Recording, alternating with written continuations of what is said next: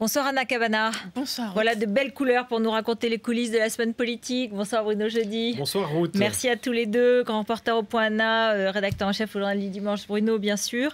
Bien, on va commencer d'abord par ces déclarations de Jean-Marc Ayrault. C'était au Maroc tout à l'heure, au micro de Valérie Béranger. On a l'impression que le feuilleton Florange n'en finit pas et qu'on recommence. Alors il y a Arnaud Montebourg dans le voyage, il ne s'exprime pas devant les journalistes, c'est le Premier ministre. Et bon, peut-être qu'il essaye d'arranger un peu tout. On sait qu'il déjeune demain avec Arnaud Montebourg. Donc, écoutons-le. D'abord, je n'ai pas du tout écarté cette idée, ça dépendra évidemment des circonstances. S'agissant de l'intervention de l'État, vous savez bien que l'État intervient déjà dans de nombreuses entreprises stratégiques. Mais là, il ne s'agit plus de ça. Je n'ai pas envie de raconter un feuilleton tous les jours. Je crois qu'il faut comprendre que c'est sur les faits qu'on jugera. Donc moi, j'ai réussi à obtenir un engagement. Je veillerai à ce qu'il soit totalement respecté. Voilà, Jean-Marc Ayrault qui parlait de la nationalisation, évidemment, en disant qu'il ne l'écarterait pas si jamais les engagements n'étaient pas respectés. Mais c'est inouï, Ruth, parce que c'est pas noyer le poisson qui fait, c'est se contredire dans les termes. Je veux dire, le même Jean-Marc Ayrault est quand même venu devant les caméras vendredi, donc en 15 oui. pour nous expliquer que précisément la nationalisation n'était pas une option. Ses conseillers ont quand même, ses conseillers derrière la prise de parole d'Ayrault ont expliqué aux journalistes que Montebourg était un fou. Et là maintenant on a quoi? On a le même Premier ministre qui dit que pourquoi pas la nationalisation et qui va dans le sens finalement il le pense pas. Il le pense pas. Bien sûr qu'il le pense pas. Voilà, il essaie de calmer le jeu, quoi. Il essaie de finir le feuilleton, comme il dit. Mais sauf que ce feuilleton peut pas finir avec un truc pareil, parce que précisément, c'est-à-dire que l'accord n'en est pas un. Maintenant tout le monde le sait. Je veux dire, Montebourg était très content d'ailleurs que l'accord fuite dans les colonnes du Monde, parce que ça a montré que finalement il y avait pas, enfin que Mittal n'allait pas tenir ses engagements, qu'il était contraint à rien. Donc là, au fond, eh ben, le truc redevient à négocier et rien n'est bouclé. C'est la méthodologie Hollande. Non, je pense que dans cette histoire qui dure, c'est un feuilleton qui dure presque depuis 3 semaines maintenant. C'est le feuilleton de l'UMP. C'est le feuilleton du gouvernement. Il commence à être lassant. En tous les cas, je pense que Jean-Marc Ayrault, là, ce soir, il commence par ce qu'il aurait dû faire il y a 3 semaines, c'est-à-dire banaliser un peu.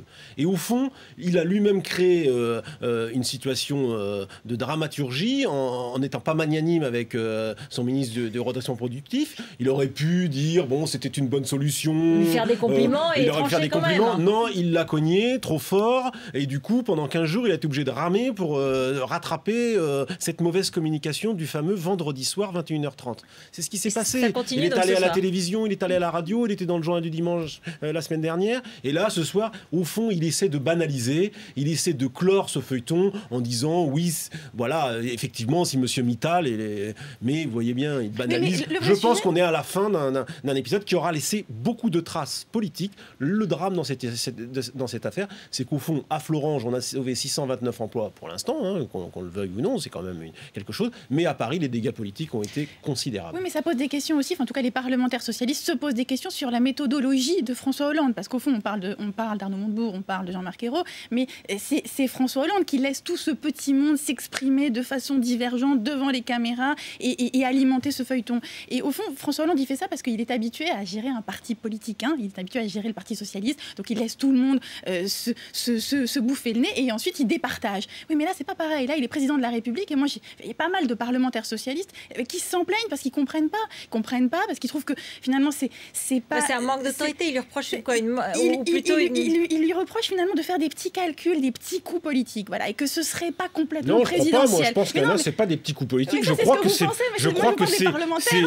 c'est deux lignes qui s'opposent et une ligne social-démocrate. Jean-Marc Ayrault l'a bien expliqué. Ça pour le coup, il l'a bien assumé, Jean-Marc Ayrault. Une ligne social-démocrate par rapport à une gauche. Elle passe bien cette ligne social-démocrate. C'est-à-dire que c'est ça justement. Qu'est-ce que vous entendez ? C'est une ligne c'est une espèce de gauche de gouvernement, de réformisme, voilà, qui quand même grosso modo s'arrange aussi un petit peu avec le patronat, avec le capital. C'était pas exactement la petite musique qu'on avait entendue pendant la campagne. Et puis évidemment, il y a la gauche toujours qui rêve de nationalisation, qui rêve d'allocations supplémentaires, qui rêve de dépenses publiques supplémentaires, qui rêve de 81 au fond. Hein. Oui, et puis bah voilà, mais ça c'est pas vraiment ce que veut François Hollande. Sauf que François Hollande, il veut avoir les deux. C'est vrai. Attendez, François Hollande, il veut les deux. Il veut Montebourg dans son gouvernement. Il veut les 17%. Il veut les 17% de la gauche. Aujourd'hui, grâce grâce à Jean-Marc Ayrault, Arnaud Montebourg est devenu un héros de la gauche du Parti socialiste. C'est quand même. Mais Jean-Marc Ayrault, il est là pour assumer cette gauche raisonnable.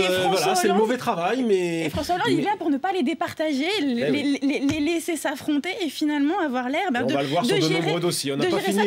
Il reste 4 ans et demi et ça risque d'être comme ça pendant. C'est comme l'émotion du Parti socialiste. En tout cas, voilà, c'est ce dont se plaignent. C'est ce dont se plaignent certains élus. Pour l'instant, ça ne leur rapporte pas beaucoup dans les sondages. À l'UMP, le feuilleton est fini. Voilà, quoi, où est-ce qu'on en est ? Ça va s'arranger parce qu'il y a quand même une date limite. C'est ce vote de mardi que Bernard Accoyer, l'ancien président de l'Assemblée, promet et qui devrait. C'est une date limite. En tous les cas, c'est la prochaine étape d'un feuilleton qui dure depuis 4 semaines. Ça va bouger avant ? Alors, je pense que ça va peut-être bouger avant parce qu'il va y avoir des déclarations des protagonistes, on va dire des gens qui vont avoir voix au chapitre sur ce vote parce que c'est Bernard Accoyer qui a pris cette initiative et visiblement ça a dégelé un peu les choses.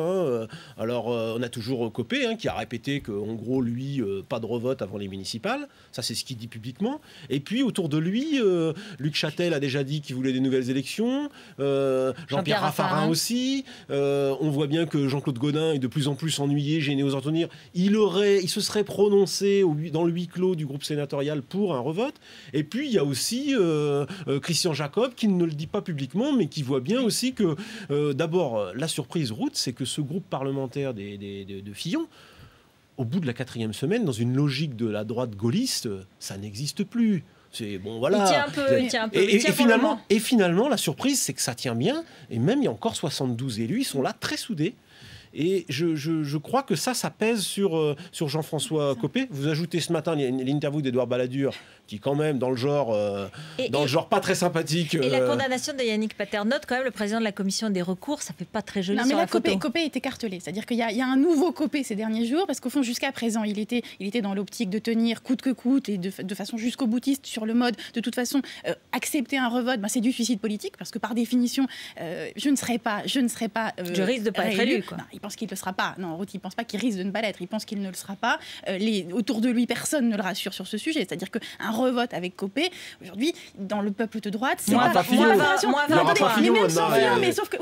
sauf qu'on aura des deuxièmes et des troisièmes hommes et femmes. Moins 20 points pour Jean-François Copé, moins 13 points pour François Fillon dans le IFOP. Copé, en tout cas, il en a peur. C'est-à-dire que le sujet, c'est que moi, je ne suis pas devin. Moi, je ne sais pas ce qui se passe s'il y a un revote pour Jean-François Copé. Ce que je sais, c'est que Jean-François Copé a peur de ça et que donc, il y a le risque du suicide politique pour lui. Mais en même temps, il y a le risque d'être lâché par tout le monde. C'est-à-dire que là, ils ont un gros problème avec les parlementaires aujourd'hui. Et ce que disait Bruno est juste. C'est-à-dire qu'à la fois chez Fillon, il va y en avoir de plus en plus.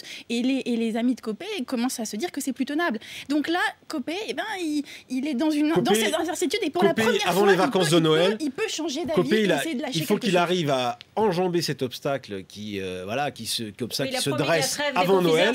Après, c'est la trêve des confiseurs ou la trêve des marrons, vous l'appellerez comme vous voulez. Mais en tout cas, c'est cette semaine que ça peut beaucoup bouger. Pour lui, ça joue maintenant. Soit la pression est trop forte et il accepte un revote. À mon avis, ce serait une nouvelle élection qui, en tout état de cause, parce que on voit bien Fillon maintenant, et c'est un combat, comme il dit, pour l'honneur symbolique. C'est-à-dire qu'en gros, je suis même pas sûr que mars soit un obstacle pour lui. Si on lui dit juin, il va peut-être toper à juin. Donc voilà, je crois qu'aujourd'hui, c'est ça l'obstacle pour Jean-François Copé. Peut-être qu'il va passer cet obstacle et après en janvier, il se dit c'est bon. Mais la semaine, il va être très chaude quand même. Il y a quelque chose d'amusant, c'est quand même comment, au fond, aujourd'hui, il y a des troisièmes hommes et des troisièmes femmes qui à droite, s'amusent. C'est-à-dire que, alors bien sûr, sur vos plateaux, Ruth, il vient venir éplorer, vous expliquer que c'est navrant pour la politique, qu'il le regrette, etc. En fait, ils se disent que l'erreur est en train d'arriver. Mais qu'il y a un espace génial. Ils se disent que les deux, qu'il y a une autodestruction réciproque de Copé et de Fillon, que de toute façon, tous les deux vont sortir tellement abîmés de cette histoire. C'est pas génial du tout, Anna, c'est Nicolas Sarkozy qui est furieux de ce qui se passe, mais surtout il est furieux après François Fillon. Ça, c'est la nouveauté des derniers jours. Il est furieux de ce qui se passe parce qu'il voit bien que Fillon, il a réussi son coup avec le groupe.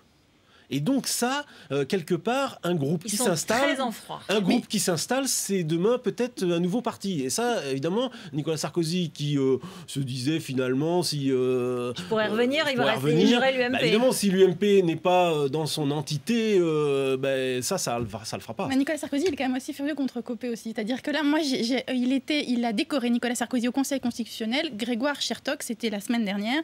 Et donc, Sarkozy est arrivé... un banquier qui est un ami de Jean-François Copé. En effet. Et donc, à ce moment-là, donc Sarkozy était arrivé avant Jean-François Copé au Conseil constitutionnel pour cette décoration. Et quand Copé arrive, Nicolas Sarkozy est en grande conversation avec Emmanuel Macron, vous savez, le secrétaire général adjoint de l'Élysée, grande conversation. Il ne s'arrête pas de parler pour saluer Copé, lequel Copé attend un petit peu à côté des deux, un peu gêné, balançant d'un pied sur l'autre. Et Sarkozy le salue très froidement, d'accord, très froidement. C'est-à-dire que tous les gens présents ont vu qu'il y avait un vrai problème de chaleur. Donc, en effet, il est furieux, il furibard contre François Fillon. Il n'est pas très content de Copé. Et maintenant, pour Sarkozy, la vraie question, c'est comment il essaie d'imposer une autorité, là, pour le coup, sur cette affaire-là, c'est raté. Oui, il est un peu dépassé par l'ampleur de cette affaire. Il joue les autres. C'est-à-dire qu'il joue les autres. Il joue ceux que j'appelle les deuxièmes et les troisièmes hommes de cette affaire. Bien sûr, parce que là, il espère pouvoir jouer et peser sur ceux qui ne sont ni Jean-François Copé ni François Fillon. Merci, je pense que la suite du feuilleton va être assez intéressante et dans les heures qui viennent, peut-être dans les jours qui viennent certainement. Merci beaucoup, merci à tous les deux. On se retrouve la semaine prochaine. Tout de suite, c'est Alain Marchal et je vous retrouve avec Olivier Mazerolles.